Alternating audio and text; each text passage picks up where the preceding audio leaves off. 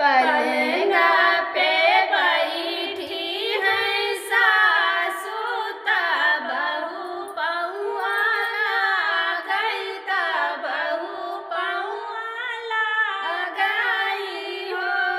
सासू भर मुख देत आशीषा त पिया से मिलन होई, पिया से मिलन होई।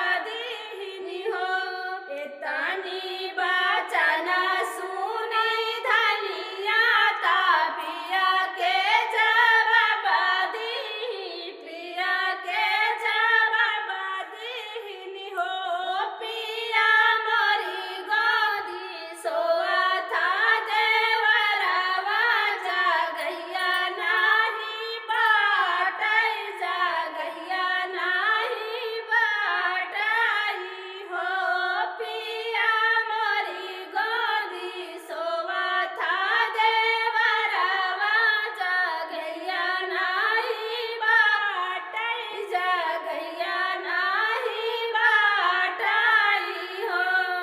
तेरा मेरा सोहर गीत कैसे लगा आप बहुत लोगों मेहनत को? लगा 10 तो लेकिन आप सपोर्ट नहीं करते ना कमेंट बॉक्स में जरूर बताइएगा। एकदम लग जाते कि सोहर गावे में आप लोग एक लाइक और कमेंट नहीं दे सकते। सही बात। फुल आवाज कहीं का सुनने का तो पैसा तो लागत नहीं, वैसे भी रिचार्ज जाता है, वैसे भी जाता है, हमरा लोग का सपोर्ट है कैसे करें। तो चलें।